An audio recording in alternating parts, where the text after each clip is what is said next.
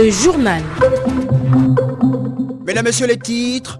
3 morts et des dégâts matériels importants. C'est le bilan d'un éboulement de terrain occasionné par la forte pluie diluvienne à Mindoubé 1, dans le 5e arrondissement de Libreville.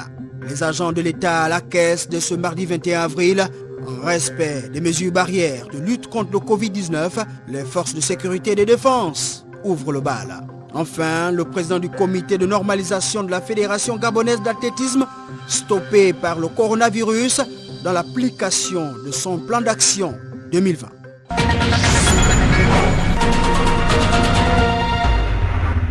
Bienvenue à tous. D'abord ce fait divers, 3 personnes décédées dont un bébé de 2 ans et 2 enfants grièvement blessés. C'est le triste bilan de l'éboulement de terrain survenu au quartier Mindoubé 1 dans le 5e arrondissement de Libreville suite à la grande pluie qui vient de s'abattre. Pierre Désiré Mvélénam était sur le lieu du sinistre. Les habitants de Mindoubé 1 dans le 5e arrondissement de Libreville, encore sous le choc du sinistre intervenu dans la nuit du dimanche 19 au lundi 20 avril, causé par la forte pluie qui s'est abattue sur la capitale gabonaise. Une famille de 8 personnes a perdu 3 des leurs, dont un enfant de 2 mois. Sylvain Saïzonou, propriétaire des habitations. Aux environs de 3 heures du matin, qu'un bruit a surgi où nous sommes sursautés de sommeil, croyant que peut-être c'est les bandits qui sont en train de cambrioler. Nous sortons seulement, on a vu l'éboulement. La maison maintenant, les locataires sont engloutis dans la maison. Il fallait maintenant que nous nous battions pour faire sortir certaines personnes. Où 5 personnes étaient dans les décombres. Nous avions fait un effort quand même de sauver 2 personnes qui sont sérieusement blessés. Maintenant, les 3 là, la masse de la terre les a engloutis. Nos énergies étaient en vain.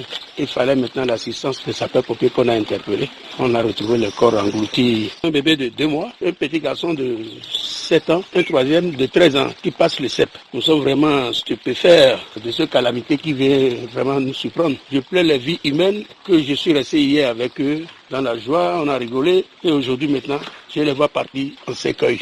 C'est la nature. On ne peut rien contre la nature. Damaïcha, voisine de la famille, regrette la disparition de l'un des enfants qu'elle a bien connu. Je connais les enfants là, même la jeunesse. Moi avec les enfants là qui est là, elle joue avec le vélo. Il part, il vient dans le soleil là, je l'ai appelé. Davida, c'est comme on va reposer. Le soleil là, qui joue comme ça. Elle dit maman, quand on n'est pas à l'école, c'est ça qu'on joue avec le vélo. La nuit, on est là jusqu'à mes petits enfants aussi partis là-bas, ils jouaient jusqu'à 22h. Le matin, elle vient, maman, bonjour. Même tu n'as pas compris, Davida va dire, maman, je te salue. Oh. C'est l'enfant gentil. Ça me fait mal. Cet énième drame, consécutif aux fortes pluies qui s'abattent sur Libreville, remet au goût du jour la problématique des constructions dans les zones à risque. C'était Pierre Désiré Mvélénam sur les lieux du sinistre pour Radio Gabon, la référence. Merci Pierre. Allons cette fois à Cocotier dans le 2e arrondissement de Libreville où plusieurs maisons d'habitation côtoient un gros arbre qui menacerait leur quiétude du fait de sa dangerosité. Edgar Kaba nous décrit la situation. Ici, la promiscuité entre les habitations oblige à emprunter ces raccourcis boueux étroits qui mènent aussi au domicile de Gilbert, au quartier Cocotier, où il y a un très grand et gros arbre qui pousse ce père de famille à avoir des insomnies et une peur permanente dans le cœur. Quand les propriétaires de l'arbre là, ils étaient ici là, comme c'est les enfants qui sont restés, eux-mêmes ils coupaient ça suivant. Tu ne vois pas comment ça, qu'on coupait suivant, on coupait suivant. Mais depuis que ces personnes là ils sont partis, l'arbre là, je suis beaucoup inquiet que quand il pleut ici, là, la façon que ça bouge ici, là, beaucoup inquiet. J'ai vu même à la télévision, à venir voir beaucoup de places. Je voyais ça dans la télé, que l'arbre comme ça, là, fait souvent des mauvais dégâts. Et donc vous avez construit de quel côté? Voilà mes baraques qui sont ici. C'est juste à côté. Toutes les maisons là sont à vous. Oui. Voilà mes baraques qui sont là. Et le grand arbre là qui est à côté de la maison? Oui, à côté de la maison. Je ne sais pas quand est-ce que ça peut tomber avec le vent qui se passe ici, là, de fois quand il pleut ici.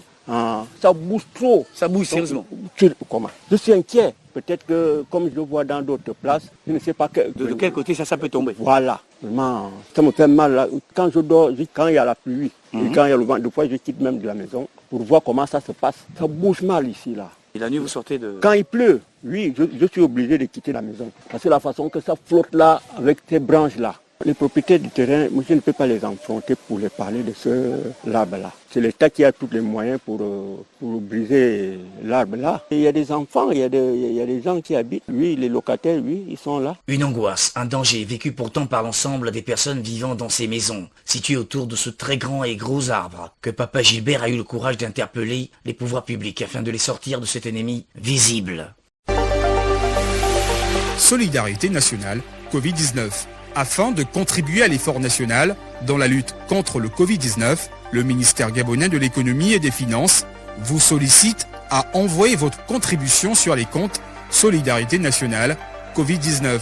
C'est simple, vous pouvez le faire soit par RTL Monin au 077 09 00 63, par Mobicash au 060 00 14 10 ou directement sur le compte dédié en vous rendant au siège de la Caisse des dépôts et consignations, sise à l'immeuble Orchidea, rue Jean Dendé, prolongement de l'avenue de Cointé à Libreville.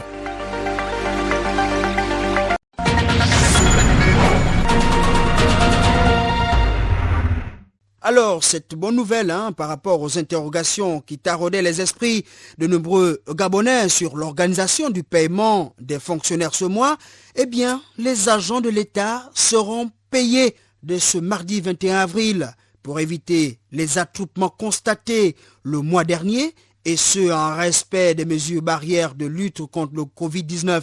Un mode de paiement étalé sur toute la semaine vient d'être publié. Les forces de sécurité et de défense ouvrent le bal. L'annonce a été faite par le ministre de l'économie et des finances, Jean-Marie Ogandaga, au cours d'une émission spéciale sur nos antennes. Ahmed Ryan Zengi rapporte. 21 avril 2020, c'est la date du début du paiement des agents publics de l'État. L'information a été donnée par le ministre de l'économie et des finances sur les antennes du Radio Gabon. Dans un discours pédagogique, le membre du gouvernement a tenu à apporter des précisions quant aux multiples interrogations sur le paiement à date ou non des salaires des fonctionnaires. Jean-Marie Ogandaga, ministre de l'économie et des finances. Il a été décidé qu'à partir du 21, nous allons commencer à payer certains agents de l'État. Je n'ai pas les fonctionnaires, notamment les FDS, Forces de défense et de sécurité. Nous l'avons dit et nous le répétons, nous commençons par les forces de défense et de sécurité. En élargissant sa grille d'analyse, le ministre de l'économie et des finances a présenté une classification des agents publics relative à l'ordre de paiement des salaires. À situation exceptionnelle, mesures exceptionnelles. Nous avons mis en confinement les personnes de la maison. Nous avons mis les forces de défense et de sécurité dans la rue pour mettre en œuvre le respect de ces mesures. Nous avons demandé aux agents de santé d'être à leur poste, c'est-à-dire dans les hôpitaux. Même celui qui avait un congé, nous avons rappelé tous ces troupes. Vous comprenez bien que pour la fin du mois, il va de soi que nous fassions quelque chose qui n'a jamais été fait, c'est-à-dire commencer à payer des personnes avant le 25, notre sacro-sainte date. Nous allons vous payer vos salaires. Mercredi, c'est le personnel de santé et vendredi, c'est les fonctionnaires. Ça, que les choses soient claires et que les choses soient dites. Cette décision de payer les agents publics de l'État avec quelques jours d'avance en les classifiant devrait permettre de limiter les risques de propagation de la Covid-19 dans le pays durant cette période. Parlons cette fois des commerçantes du marché banane au PK8 de Libreville qui sont désormais en possession de leur laissez-passer, documents leur permettant de circuler et d'exercer librement leur activité en cette période de crise sanitaire. Face à cela, elles ont tenu à remercier le gouvernement. Gaël Mbimba Okoko est allé vers elles. Reportage. Après plusieurs jours de revendications et de négociations, les commerçants du marché dit de bananes du PK8 au sud de Libreville vont devoir reprendre leurs activités en toute quiétude. Ce, grâce au laissez-passer qu'elles viennent de recevoir des autorités gabonaises. Nous avons pris le laissez-passer, ça nous permet de travailler librement. Parce que nous sommes au moment du Covid-19.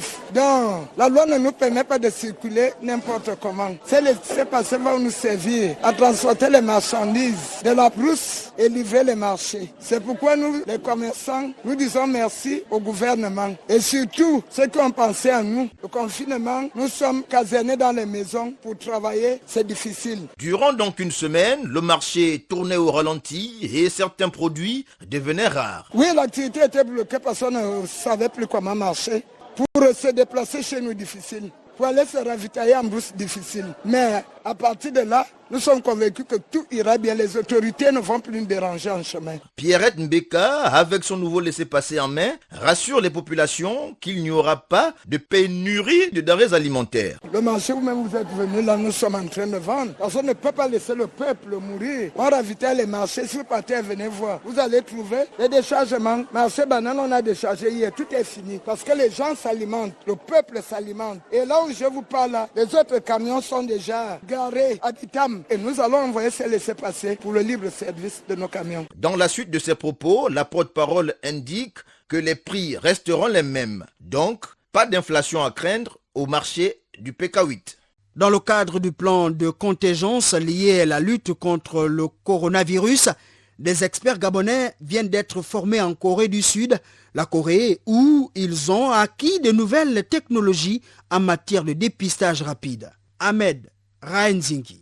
Voulant s'inspirer du modèle coréen, le Gabon a envoyé en formation express à Séoul quelques-uns de ses médecins experts. Aller apprendre et voir sur place la stratégie sud-coréenne de prévention et de riposte contre le coronavirus. Dr Amel Minta, membre de la délégation gabonaise. Nous avons été formés sur de nouvelles machines qui vont permettre d'accélérer le dépistage de masse et le faire beaucoup plus vite. Au même moment, le gouvernement a également acheté de nouvelles machines. Donc on est arrivé avec 3 types de machines. Il y a 5 machines qui vont permettre de faire 30 000 tests rapides. Ensuite, il y a 2 autres types de machines. Donc il y a 8 extracteurs et 4 appareils à PCR qui sont accompagnés de 50 000 tests. Ces appareils vont permettre également à la fois de renforcer les centres de diagnostic qui existent déjà et d'équiper de nouveaux centres de diagnostic. Ayant réussi jusqu'ici à dompter ce virus, la stratégie sud-coréenne pourrait être expérimentée au Gabon où le nombre de cas positifs à la Covid-19 a dépassé la barre des 100. Dès que les équipements sont installés aussitôt, nous allons commencer la formation de nouveaux centres pour que ces nouveaux centres puissent rentrer de plein pied pour accompagner le diagnostic de dépistage de masse. Avec 10 674 cas confirmés, 8 114 personnes guéries pour seulement 236 morts, la Corée du Sud fait office d'exemple dans le monde grâce à sa stratégie de dépistage massif de la population. Restons dans le registre formation pour parler de l'enseignement à distance via la plateforme XGest et par d'autres canaux. Un programme vient d'être instauré par le gouvernement gabonais pour garder les élèves en éveil. Ce en raison de la pandémie Covid-19 ayant entraîné la fermeture des établissements scolaires. Tiandavila Lengimini, en confinement, s'est intéressé à ce sujet de continuité pédagogique. Maxiran Zila, élève en classe de terminale au lycée Paul-Eman Yégué, est cloîtré au domicile de ses parents 6 au quartier Nzengayon depuis l'arrêt express des cours dû à la pandémie du coronavirus. L'ennui était devenu son quotidien jusqu'au lancement du programme Apprendre à la maison via la plateforme XGest, mais aussi par téléenseignement. En dispensant les cours à la télé, on ne nous donne pas l'occasion de recopier les cours en fait. Parce que le professeur allait tellement vite, j'ai juste regardé parce que j'arrivais pas à comprendre. J'ai des lacunes en maths, donc moi j'aurais voulu qu'on explique, on rentre plus en profondeur alors que le professeur ne l'a pas fait. J'ai essayé XGS, on m'a envoyé le code, je suis rentrée, mais je vois pas les cours. La mise en place de ce dispositif d'apprentissage permet aux élèves de reviser leurs cours, ce qui n'est pas toujours facile avec le monde présent actuellement à la maison en raison du confinement général. Il y a le bruit, les plus petits sont là, ils réclament la télécommande, les dessins. Sa mère, quant à elle, déplore quelques insuffisances dans cette méthode. Au départ, c'était une bonne initiative, mais quand on a regardé les cours qui se diffusent, on a été un peu désagréablement surpris, comme si c'était quelqu'un qui venait faire un atelier de formation. C'est quand même un cours, c'est des notions nouvelles pour les élèves. Donc, on aurait aimé que le professeur insiste sur les notions, mais le professeur vient comme si, en fait, il venait lire un livre devant un écran, et puis après, ça passe. Les élèves n'ont pas un site pour des questions, donc ils ne peuvent pas poser leurs questions, ils n'auront jamais de réponse à leurs questions parce qu'ils se les posent à eux-mêmes, il n'y a personne pour répondre. Deuxième observation qu'on a faite, c'est que les cours, c'est plus pour les scientifiques que pour les littéraires. Moi, ma fille, elle est en série A1, donc en priorité, elle devait avoir les maths et la philo. Bien que n'impliquant pas d'évaluation, le programme Apprendre à la maison aide les élèves à garder leur aptitude et surtout à ne pas perdre leurs acquis. L'idée du gouvernement de tenir en éveil les élèves en cette période de confinement a été saluée par les apprenants et leurs parents, des parents qui émettent tout de même des réserves sur l'efficacité de cette méthode d'apprentissage au regard de l'inégal accès à Internet et aux médias audiovisuels publics au Gabon. C'est le regard dit Steve Mefana. La crise sanitaire due au coronavirus a amené de nombreuses structures, tant publiques que privées, ainsi que les établissements d'enseignement scolaire, à saisir l'importance de développer des techniques de communication à distance. Au Gabon, les plus hautes autorités ont fait un travail remarquable en disposant de la fibre optique reliée entre différents pays de la sous-région. La crise sanitaire mondiale de Covid-19 a conduit au confinement et paralysé le fonctionnement normal de la vie sociale. C'est ici qu'intervient l'accès à Internet dans la vie des confinés. C'est à l'exemple du secteur de l'éducation qui vient de mettre en place des procédés d'apprentissage à distance, comme les cours à la télévision et par Internet. Dernière innovation en date, une très bonne initiative qui manque cependant d'ambition. L'accès à Internet doit être mis à la disposition de toutes les couches d'apprenants en tenant compte de l'environnement d'évolution géographique et sociale. C'est ici que doit intervenir la pertinence de l'usage de cet instrument à travers Internet.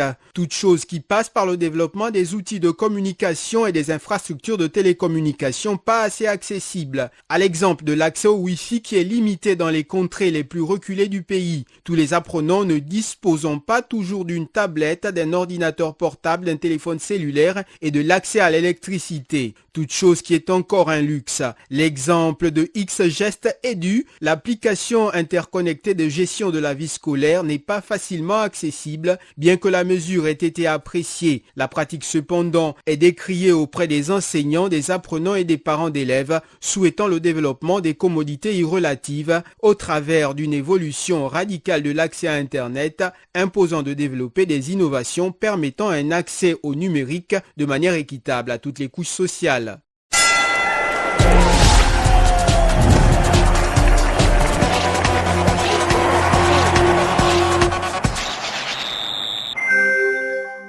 Parlons sport. Le président du comité de normalisation de la Fédération gabonaise d'athlétisme, par ailleurs président de la zone 3, vient d'accorder un entretien à nos confrères en ligne Gabon All Sport. Bruno Congo s'est prononcé depuis Bangui en Centrafrique où il est en confinement sur la situation de la discipline au Gabon. On l'écoute. À Libreville, nous avons eu l'occasion d'échanger avec tous les acteurs, en commençant par le bureau sortant. Nous avons échangé avec le comité national olympique gabonais, avec le ministère du tutelle. Et donc, la première décision que j'avais prise, c'était de mettre en place ce comité de normalisation, composé de toutes les entités, présidé par moi. Donc, vous allez retrouver un représentant du comité olympique, un représentant du ministère, et donc un représentant de la fédération du bureau sortant était attendu, mais à ce jour, personne ne s'est manifesté. Avec un chronogramme d'activité qui était arrêté, quelques temps après, j'ai pris la deuxième décision par rapport aux critères d'éligibilité. Et donc, cette décision a été envoyée, je pense, au niveau local. Il y a eu large diffusion de ce document. Et donc, le comité au niveau local s'est mis à pied d'œuvre et a élaboré un plan d'action. Et donc, il était question seulement que nous puissions mettre en œuvre ce plan d'action. Malheureusement, le confinement au niveau de Gabon nous a stoppé un peu. Et donc, à l'heure actuelle, il sera question simplement de faire une prolongation parce que d'ici le 29 avril, est-ce que le gouvernement va lever partiellement le confinement? Si la levée partielle, ça nous permettra, n'est-ce pas, de faire déjà un travail avec les différents responsables des ligues provinciales. Bruno Congo, c'est le président du comité de normalisation de la Fédération gabonaise d'athlétisme. Il prodigue également des conseils aux athlètes gabonais sur l'observance des mesures barrières. Aux athlètes qui sont muselés depuis un certain temps, c'est de continuer de pratiquer leur athlétisme individuellement, de faire ce qu'on appelle un repos tactique, d'être toujours en éveil, de sorte que voilà, les muscles ne soient pas atrophiés et qu'ils aient toujours la force d'ici là. Si la situation sanitaire s'améliore, on mettra leur fédération en place et puis les activités naturellement ne pourront que dérouler. C'est sur ces nouvelles de sport que se referme ce journal. Mais avant, le rappel des titres. 3 morts et des dégâts matériels importants, c'est le bilan d'un éboulement de terrain occasionné par la forte pluie diluvienne à Mindoubé 1, dans le 5e arrondissement de Libreville. Les agents de l'État à la caisse de ce mardi 21 avril, en respect des mesures barrières de lutte contre le Covid-19, les forces de sécurité et de défense ouvrent le bal. Enfin, le président du comité de normalisation de la Fédération gabonaise d'athlétisme, stoppé par le coronavirus dans l'application de son plan d'action 2020. Le journal est préparé par la rédaction de Radio Gabon sous l'œil vigilant d'Ali Renard Radjoumba. Je suis Achille Mwanda Moussoti. Prenez soin de vous et restez chez vous.